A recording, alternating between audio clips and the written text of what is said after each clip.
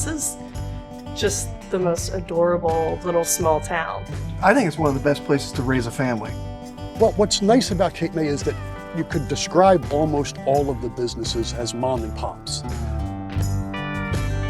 You want to go there and experience Cape May. You have a problem, people rally, you feel the love, and you know how important we all are to each other.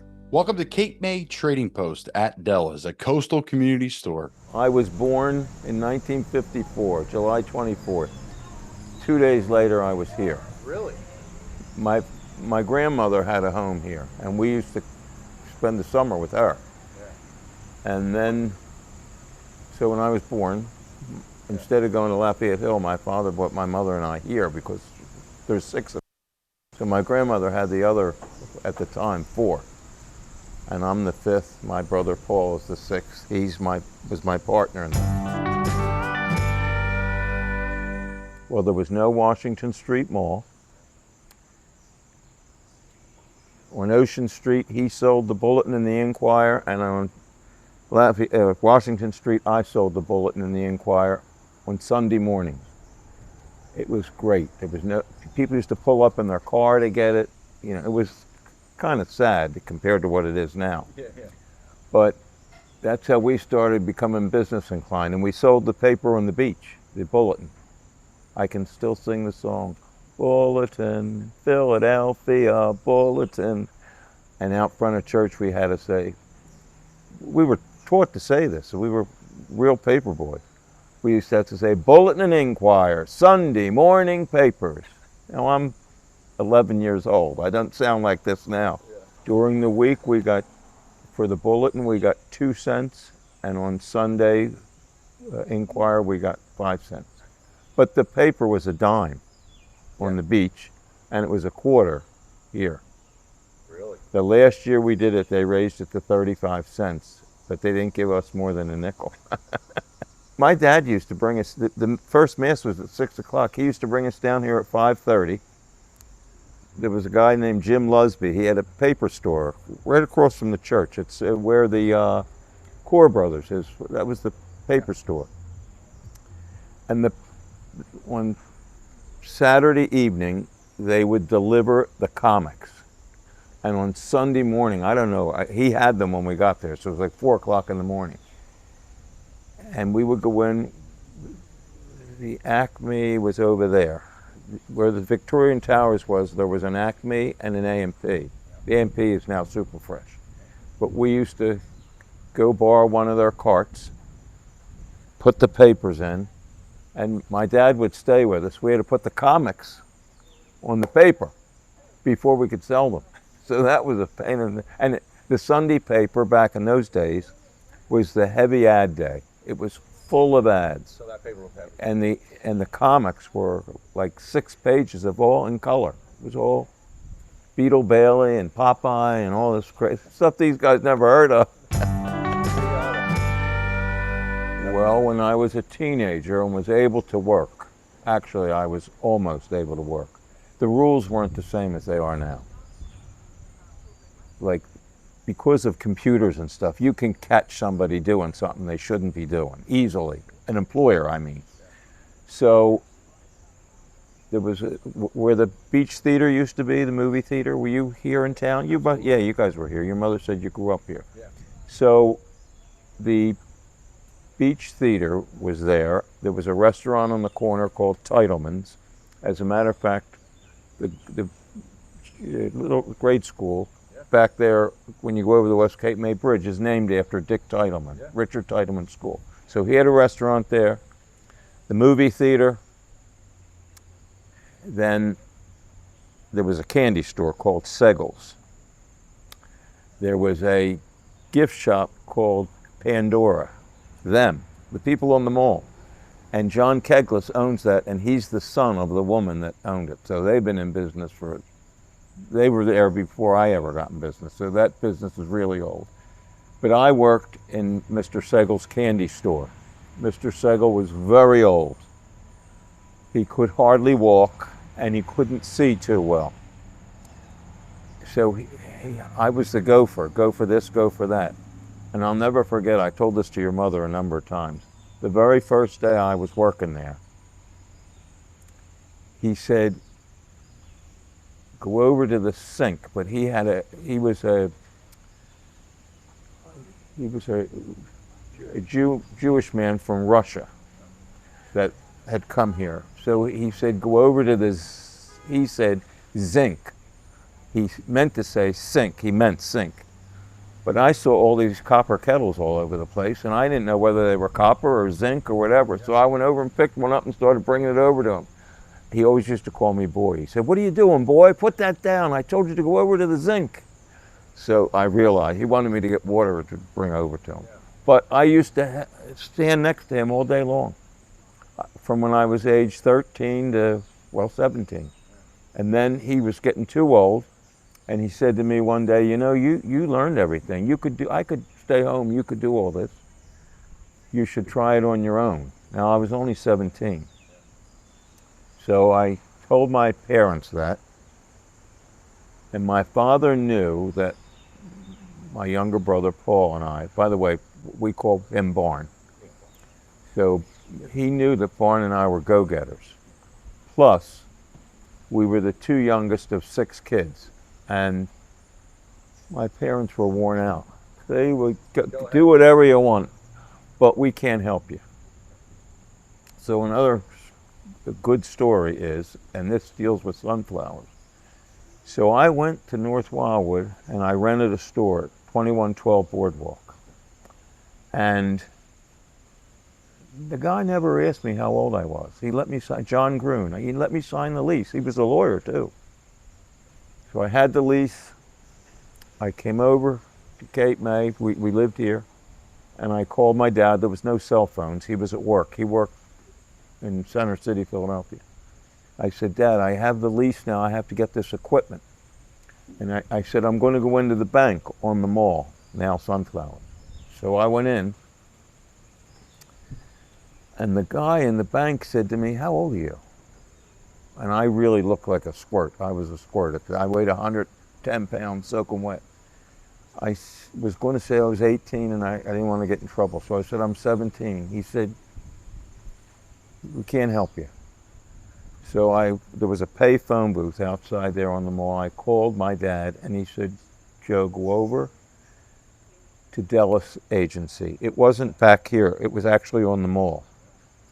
The mall had just been built. I think the mall was built the year I started. So I went into the office, and my dad had called Mr. Dellas, and Mr. Dellas came out. He said, young man, come with me. He took me in the bank. I know this in hindsight, I didn't know it then. He said, Bill, this young man is a friend of mine. He's going to borrow some money from you, but I'm going to sign the note. That was salvation.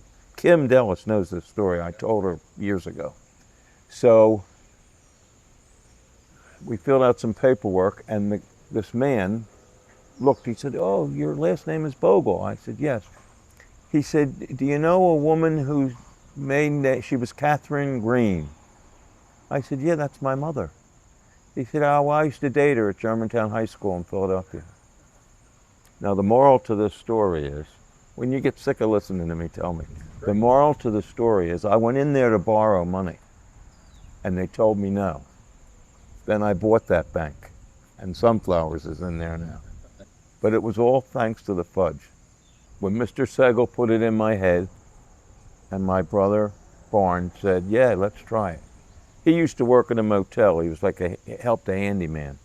And we were ready to move on. And let me just say, as I tell you the story, a lot of people give me all the credit. I was the founder. My brother Paul was the foundation.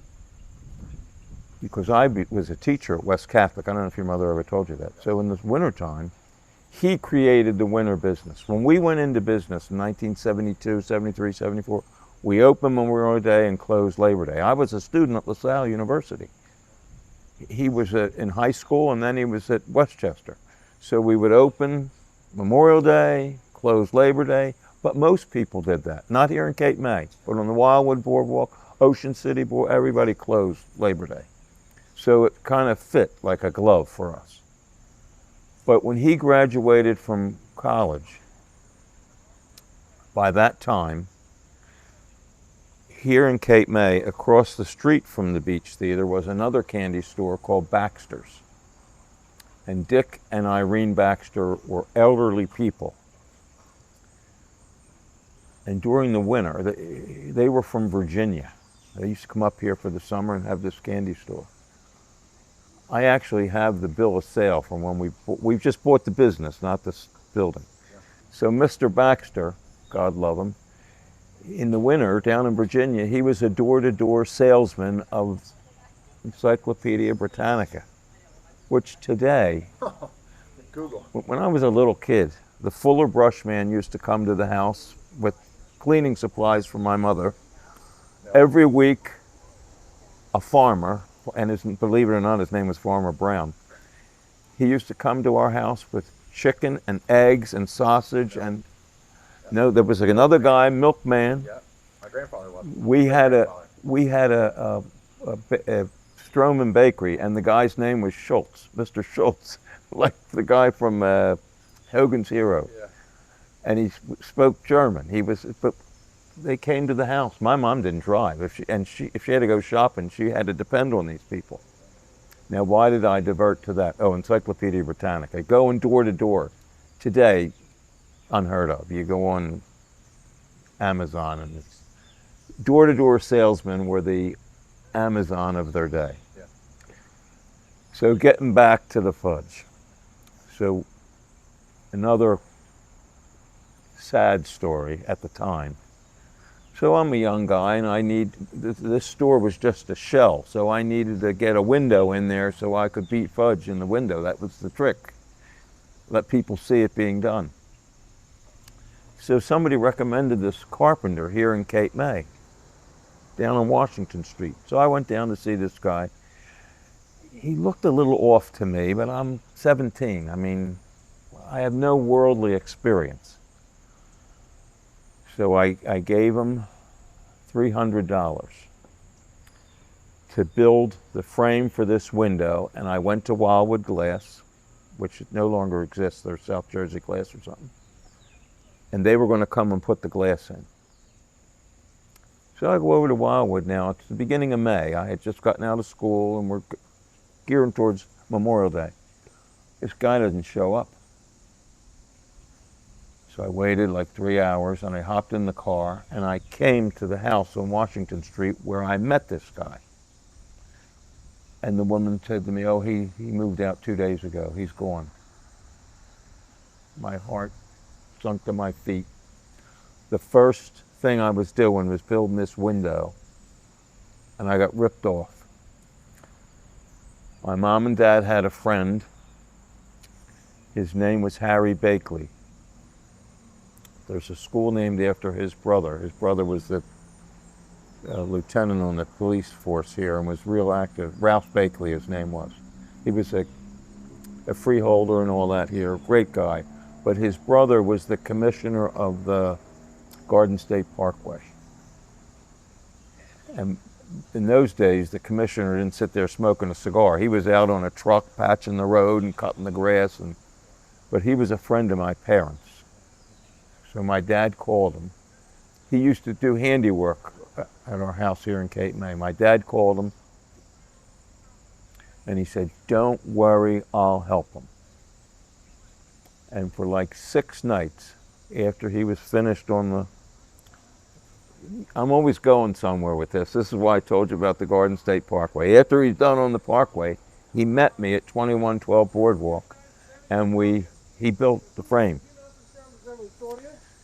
We were so close to being finished, but we weren't. And Wildwood Glass, back in those days, they wouldn't come to you if it was windy. They didn't have all that equipment they have now. It was too windy. So Friday night of Memorial Day weekend, we're getting ready to open for the first night. It's windy and a nor'easter, pouring rain. And when we first started, I cooked myself and then I did the beating. My brother had never been involved in that. The rain's pouring in, it's going in the fudge. Oh my God, it was a disaster. But then the next day the sun came out. It was the weekend, Wildwood glass snow, but they came Monday, they put the glass in. We didn't have air conditioning, but I didn't sell chocolates. We sold fudge and saltwater taffy and a couple of things like Swedish fish and some kind of licorices. I knew we couldn't sell chocolates because they would melt. But we worked our way towards it every step of the way. And Colin, I'm telling you, we didn't plan this. It was an evolution. Every step of the way, we evolved. We didn't know what we were doing. I'm the first to admit I had no idea. Something would happen. You were talking about great customer service and being so clean. The first full-time woman that I hired, her name was Josephine DeVito, God rest her soul. She had worked in another candy store. And she got into some kind of a spat with the owner, but she was a clean freak. And when I knew her. I used to see her. She'd walk along the boardwalk and stop in and say hello. During the winter, there was a lot of nuns at St. Anne's over in Wildwood, and she was the cook for the nuns. But during the summer, the nuns weren't there. So anyway, she's the one that beat it into my head to clean, keep cleaning. She told me that if you have time to lean, you have time to clean. And she was always harping about cleaning. That's why the Fudge Kitchens are so clean. She singularly was the person that taught me that. A lot of people taught me and helped me along the way. None more than Mr. Dellas. But anyway, we're over there, we get established, we got the idea of giving out samples. My dad worked in the city, so my mom, we didn't have anybody home, so she would hop on the bus, she didn't drive, and she would come over in the evening and hand out samples. And she'd stand there for 3 and 4 hours without taking a break. She was a great help. I had a sign hanging in the Fudge Kitchen there, a picture of her, and it said, Mom, our first helper. But anyway, these people were like vultures. They would come and grab handfuls, and it was irritating. And it used to tick me off. And I would start, I was bad at, I didn't know what customer relations meant. I just didn't know. I was bad at it. Not bad, I was horrible. People would say, and it would be true, every once in a while something would be stale. We started selling pistachios. We didn't sell that many. They'd get stale. Somebody would bring them back. I would take one and eat it and say, there's nothing wrong with these. And there was, oh my God. We did not know what we were doing. We evolved. You were able to. When a customer complained, it just, oh. And when they were grabbing these handful of samples, it wasn't until like 30 years later that a lady that worked in Ocean City, her name was Lorraine Blanche, she said, Joe, we're wearing these gloves. So it wouldn't, back then there was no gloves. We picked the fudge up by hand. Everything was with our hands. But you couldn't hand a person a sample. But this Lorraine, she started working for me when she was like 78. She worked till she was almost 90. Her daughter works for your mom, Lorraine Coulahan. Her mother is Lorraine Blanche. I always called her Blanche because it sounded like an old-fashioned last name. Yeah. But she said, why don't we hand the people, because up in Ocean City it was worse. Like Halloween. Yeah, people grabbing like you couldn't believe, and we were going to go out of business with all the samples we were giving out. So it was her idea. She thought of it. I implemented it in all the stores that we would pick up, and it saved a ton of time cutting the samples, a ton of money giving them away, and the aggravation just went away. But anyway, that was the beginning. Yep. And my father had a friend. His name was George Selane. And the Melanson family that owns the Grand, they were partners with this George Selane. It's still there. A motel over in Wildwood Crest called the Saratoga. And George Shalane and Mike Belanson invented these senior citizen trips. Their motel in May and June and in September was empty from Monday to Friday morning. People only came on the weekend in the off season. So they thought, let's give these people a deal, make it cheap. They went to all the Catholic parishes in Philadelphia and got the senior citizen groups. They would come down on a bus, and I'm talking about maybe 40 motels over in Wildwood, all had these buses at them from Sunday evening, like 7 o'clock, till 10 o'clock Friday morning. Zaber's restaurant was still over there, the Lobster House, Yori's. They were big gangs in Packham with these people, and their meal was already ordered for them, but the seniors loved it. So the guy that owned Laura's Fudge saw this idea, and he started his own. It's still in business. I forget what it's called. It's on Pacific Avenue. His wife runs it. But he went to the Wildwood Convention. Mr. Shalane and Belanson, they used to have Al Albert. Do you remember him? Yeah. The showcase. Yeah. He used to come, and he had a big home on the Delaware Bay out in the Dellas, and he entertained them on the way to Cape May, all that stuff. Show after show, 3 shows a day, Monday, Tuesday, Wednesday, Thursday, the whole month of May, and he was famous. So the people, yeah.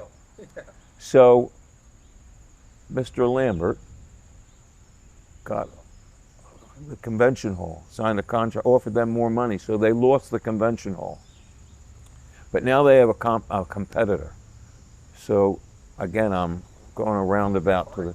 So Mr. Shalane calls my father and he said, "Did you tell?" My dad worked in real estate in Center City, and Mr. Shalane, he was the head of the alcohol board for the state of Pennsylvania. Alcohol beverage. Yeah. So he had a lot of real estate doings. You know, the liquor stores up there, the state stores they called them, had to have a place. So anyway, he said to my dad, "Don't you have a kid that has a fudge shop somewhere in Wildwood?" And my dad said, "Yeah." And he said, "Yeah, I want to talk to him." And George Shalane lived in Chestnut Hill. So I went to his house and he said, "Listen, can you make 15,000 half-pound boxes of fudge in May?" 15,000. I was used to selling 600. In May and again in September. And we're going to bring the buses with the senior citizens right to your store. We're going to make an announcement. You have a coupon in your coupon book. It's for a free half-pound of fudge. At the time, we were the Fudge Kitchen, and remind me to tell you why we became the original Fudge Kitchen. He said, all you have to do is give them the box of fudge, take the coupon, and then they're going to buy from you. Whatever you do from there, that was like winning the World Series, the Stanley Cup, Super Bowl, all in one afternoon. Now, I wasn't sure we could do it. This is why my brother is the foundation. In the second year we were there, as I told you, I used to do all the cooking and all the beating. We weren't that busy. I thought we were busy, but in hindsight, it was like throwing a pebble in the ocean. A little different now. So I was carrying a kettle out, and I got distracted. I had just cooked it, 240 degrees. I missed the shelf. It tipped onto my hand. The skin fell off my hand. There was a steak shop next door to us, and we were real friendly with the people. You know, a cheesesteak shop. And they sold soda in cups, and they had an ice machine. My brother ran over and said, "Joe just got burnt bad. His skin's falling off." So the father came over. And I was like in worst pain I could ever. It's not the worst pain. I had a kidney stone once, but this was close. The father grabbed me. He stuck my hand in their ice machine and he called 911. Unfortunately, It was the Sunday of 4th of July weekend. Traffic galore. 4th of July had been on a Friday. Everybody was leaving. I'm in this ambulance. We didn't know where my parents were. They took me to what was then Burdett Tomlin Hospital. But when I woke up, my parents were there, and they had taken skin off of my thigh and put it on my hand and wrapped it all around. And it was Sunday. There was no such thing as CVS or any of that. Walgreens, none of them existed. And this Aldo Palumbo, he was closed, but they lived on top of the pharmacy. Now, this guy's the mayor. He goes in and he gets the stuff and he gives it to my dad. And many years later, 40 years later, my mom and I ran into him in the Sands Casino. He was eating at a restaurant. And I sent him a bottle of wine. And he knew who I was, but he didn't remember this story. And he came over, he said, "Thank you, I don't know why you sent it." And I told him, he said, "That was you?" Why am I telling you that? Because I couldn't cook or beat now. I only have one hand, it takes two. I went over and my brother, Barn, who was Paul, was committed to learning how to do it. And he learned, so he put me to shame. If you ask who is the greatest fudge beater in the history of fudge beating, it's him. And that's his son that's in the window here on the mall on the weekends, PJ, yeah. But he was in a league of his own, and then success came with the Seniors on the Go with Mike, because everybody we gave the free, they thought we were giving it to them. We saved the coupons and we gave them back to Mr. Selene, and for every one he gave us $1. And back then the fudge was $2, so he was paying full price, and it worked.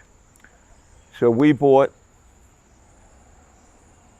Baxter's, and they needed a convention center for Al Albert. So I said, "Mr. Selene, why don't you try in Cape May? Because we don't want to lose this gig we had." He came over, he made a deal with the city of Cape May. Al Albert's was here. We had just opened this store here, and Al Albert's at intermission. They used to bus them to the Fudge Kitchen over in North Wildwood. People would go off the bus, walk up the ramp. It was a little bit hard, and we would have to run down and make an announcement, go up the boardwalk, take a right, middle store. Here, Al Alberts did it. He would say, "All right, folks, we're going to take a break. Get your coupon book out. Walk down to the Fudge Kitchen. They have a treat for you, and it's on the house." They would be a line, 1,500 people blocking Morrow's. Morrow's used to come in. They were nice people, but they used to come in and say, "You got to cut this out." Now, talking about blocking, I'm going to tell you something funny. That happened to me twice. Morrow's came to me and said, "You're blocking the door."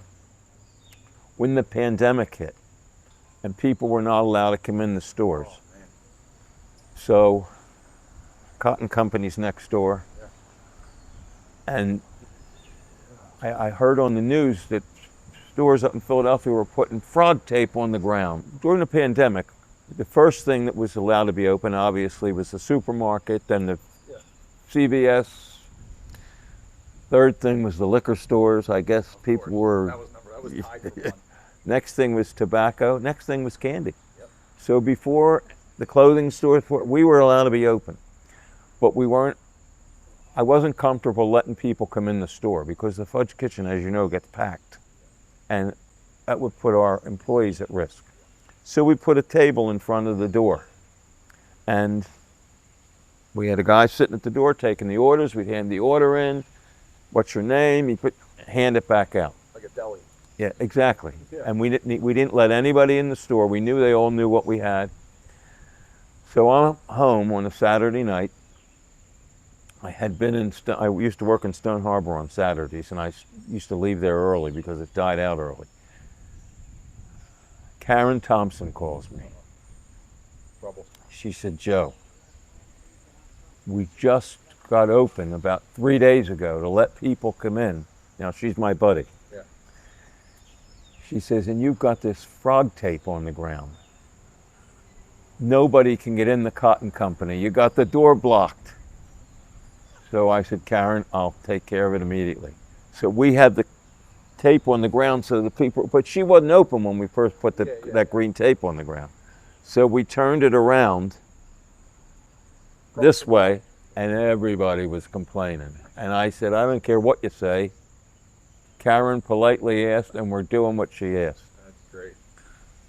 Twice. That's great. Once when Morrow's was blocked with senior citizens, once when she was blocked with Great. frog take. Barn and I had a position that we would never ask anyone to do something we wouldn't do. From cleaning the toilet to climbing up on the roof to see why it's leaking. And one of the most important things was working on holidays. So on Thanksgiving Day, we were in the store. We had to open on Thanksgiving. Everybody else was closed. But people wanted to take, being that they were away from their home, they were going to somebody else's home. And they wanted to take something with them as a gift. Easter Sunday, I used to be in this park dressed as the Easter Bunny for the Easter stroll. Christmas Eve, to this day, he still does it. Barn goes into church, and he walks up the aisle with the gift and lays it in front of the manger and gives a little talk at the kids' mass. He sat out there every day, or not every day, on weekends, freezing cold, dressed as Santa Claus, people putting dogs on his laps, cats on his lap. He sat there like a saint. So the holidays were a little different for us. But on Christmas Day, that was the one day, it was the only day we were closed, and it was one day we were all together. And I don't regret that. I mean, I would have loved to go into weddings, and we couldn't go to weddings, and everybody was getting married in June and September and in the summer, and we're busy. At the beginning, we had no, again, I know it, my mom, I know it. we had no confidence in the people that were helping us. And it was partly my fault. I insisted on doing everything myself, and so did he. Once we got up to 6 stores, we can't do it ourselves. We got to trust somebody else to help you. And we had great, great help over the years. Number one, why is Fudge so popular at the shore? Because of the salt air. There's moisture in the air. In Center City, Philadelphia, if you have the heat on or the air conditioning on, it's going to dry the fudge up, and it's no good. But in Cape May, Stone Harbor, Wildwood, the moisture and the salt with the sweet. I know you don't taste that salt air, but believe me, it's going in your mouth when you're walking around here, and it affects your taste buds. So people want something sweet. Not me, but my brother. He has made fudge in that school hall, Wildwood Catholic, MAC, Convention Hall, the flower show in Philadelphia. He figured out how to have a road show. And all those people, they didn't want to see you cooking it. They wanted to see you beat it. And he was great at it, doing it alone. These whiskey barrels. You ever see a whiskey barrel? Yeah. When we first opened, that's what we used. We used to put a bucket of corn syrup in it so it wouldn't move and beat in a whiskey barrel. So he kept the whiskey barrels, and he would take them on the road with him. He did it a couple of times, believe it or not, at the Philadelphia Candy Show, and they were like crazy. But a lot of people here grew up, kids that went to Star of the Sea, kids that went to the elementary school, kids at Wildwood Catholic. They knew us because when they were little kids, he came into their school and made fudge. And we tried to get involved as much as we could. When people would ask us for donations, we always, Easter baskets, we gave the prizes all the time to the Easter stroll. So all of that kind of stuff paid off. Again, at the beginning, when somebody would ask me for a donation, I can't do that. You got to pay for it. We just started. But then I realized This donation, getting in the community, opens the floodgates to all kinds of goodwill. And really, no matter what you're selling, hot dogs, fudge, clothing, goodwill is your best asset. If people like you, and you're a little bit of a character, which my brother and I both were. And are. Yeah, yeah. Yeah. There used to be a show on Channel 40. It's not around anymore. NBC pulled the plug on them. It was called Pinky's Corner. It was on the radio and on TV. And one time, Pinky, I don't know how he knew about us, he invited us to be on. So we went to the studio, we had to bring candy. Pinky was a real tall, older gentleman from Atlantic City, famous. They had Pinky Kravitz Day one time in Boardwalk Hall. Thousands of people came to wish him well. But anyway, he was so impressed with what characters we were on his show, and a lot of people told him I saw those Bogle brothers on your show, they were great. Every time he couldn't find a guest over the years, he would call us. We were on there at least 15 times. I have some videotapes I'll have to show you. One time, we used to take Leslie, Barnes' wife, and PJ was a little boy, and my mom would go with us, and we would go to the crab trap or something on the way, make a night of it. Yeah. He would film it like on Thursday night, and it would air on Saturday night. One time, we were sitting there, and he used to interview us like you're doing now. But he always had us sitting on these high stools. And PJ was 2 years old. And he came wandering in. I have it on tape, it's funny. And I'm talking like I'm talking to you. And he wasn't supposed to be near. My mother was supposed to be holding him. She let go of him. I just leaned over, picked him up, sat him down, and kept talking. Pinky thought that was a scream. He started asking him questions. Year 2. This company called Jim Garahe's Fudge Kitchen. There's a building over there called 1900. It's a condominium, but on the first floor there's stores. Jim Garahe's Fudge Kitchen. I see this bag go by the store. I'm in the window making fudge. I see this bag, and it says small Jim Garahe's Fudge Kitchen, real big. So I went down, I see it, I said, oh my God, this is the kiss of death. People are going to get to them before us. It was poor thinking on my part. But I wrestled, I said, I don't want to say Joe Bogle's Fudge Kitchen. And I started thinking to myself, well, there's a lot of people that use the word original, and that sounds pretty good. I was down at ABS Sign Company the next day. I said, make me a sign that says, the original Fudge Kitchen. And that was one of the best bad things that ever happened to it. I would have never changed the name if that didn't happen. During the height of the summer, in the main stores here, Wildwood, Stone Harbor, and Ocean City, 60 batches a day, 15 pounds each batch. All the batches were small. So 15 times 60 is 900 pounds.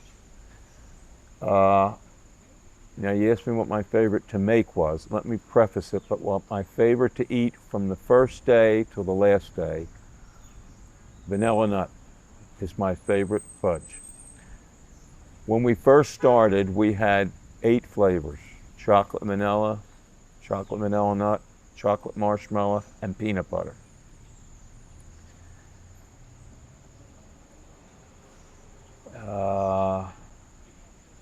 Now this was all my brother. I had nothing to do with this. He was the product developer. He started making mint chocolate chip.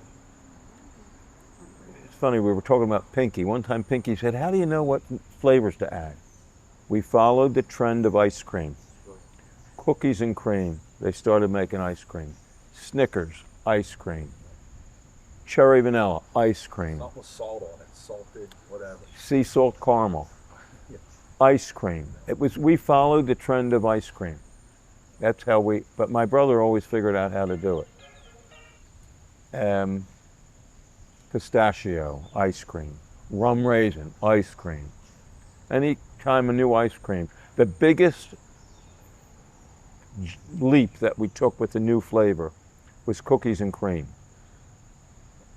When I was a kid, there was no such thing. It was chocolate, vanilla, and strawberry ice cream. But cookies and cream, everybody was going crazy about it. So we started dumping the cookies into we used to go in the Acme and buy Oreos. Break them up. Yeah, Dump 'em in. we put them in a baggie and bang on them. Yeah. But then one of the suppliers, it was so popular, they started selling them. Imagine the poor cookie baker goes to all this trouble to make these cookies and then somebody smashes the heck out of them. I'm most proud that we had such a great reputation. The way I came to that conclusion, Adam Joseph, I'm coming to the shore to do a cast. Can I do it in the Fudge Kitchen? Rogers, Kate Bilo, Good Morning America. Good Morning America, I think 2 years ago came. All of those giant communication people knew they had to have a good backdrop and, again, characters. They couldn't go talk to some stiff. They didn't want to talk to the Undertaker. And we really had a great reputation. And it was the result of learning on the job, a willingness to change. When a customer said something was stale, I would take it from them and give them more back. But at the beginning, there's nothing wrong with this. Keeping the place clean. All of those things built our reputation, and I think that, and it's still today. I mean, I'll say this. You need a frick and a frack to succeed. You need people that are different in their outlook. My brother and I were the perfect combination. When we were little kids, we used to love to watch The Honeymooners with Jackie Gleason and Art Carney. The funniest show that was ever on television. Jackie Gleason was the greatest comedian of our time. But that's who we were. Now, I'm not going to tell you which one was crammed in. Some people would say I was, but I would disagree. But when he got married, long before the WWE, when we were little kids, we used to watch wrestling. And there was tag teams, and in this little talk I gave, I said, Ralph and Ed. It was a guy, Angelo Savaldi and Pete Sanchez were these two guys that lost every match. It was all staged, but they were the good guys would come in and destroy that. And I used to say, Pete and Angelo, I said all that during his thing. And that really was why we were successful. My brother is very blue collar, very down to earth. Make it fudge. Get dirty. Yes, Like, dirty and fine. not afraid to stay till 4 o'clock in the morning. Whatever it takes. Dressing as Santa. Yes, Yeah. yes. He was, like I said at the beginning, founder. He was the foundation. Now, on the other hand, my contribution was public relations. I worked in the stores. I made fudge, but I couldn't do what he did. I could never do what he did.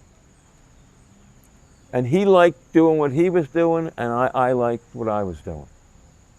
And we were very different, but that was the reason we were successful. What he didn't like to do, I loved to do. What I hated doing, he loved doing. And we were both willing to sacrifice. Listen, many times, especially when we were younger, we used to have shouting matches while the store was open. We would be in the back room forgetting that there was customers in the store, screaming about something. Again, we learned you can't do that if there's customers in the store. We're not playing store. We have a store. Yeah. We can't have this going on here. Pay rent, mortgage, Yes. whatever. Yeah. Yeah, but I think the reputation that we built is what I'm most proud of. And the way we did it, hard work. We never cheated anybody. We never tried to get over on anybody. And I think that a lot of people would say that about us. I mean, I know that because they've said it to me. We had 180 people working in the summer, and then we went to 90. And everybody was working harder, and it was very exhausting. And the shore got way busier because everything was outside. Everybody wanted to be outside, and all this outdoor dining. And this mall, the boardwalks, everything we had was outside. And I was out back talking to your dad. And I shook my head. He said, "What's the matter?" I said, "If I could get out of this tomorrow, I would." He said, "Don't leave." 10 minutes later, your mother was here. And I said, "Are you serious?" And she said, "Yes." And she said to me, "Are you serious?" I said, "Yes. I'm going to have to convince my brother, but I can do that." And about a month later, we wanted to keep it hush. Yeah. So all of our meetings were at my house.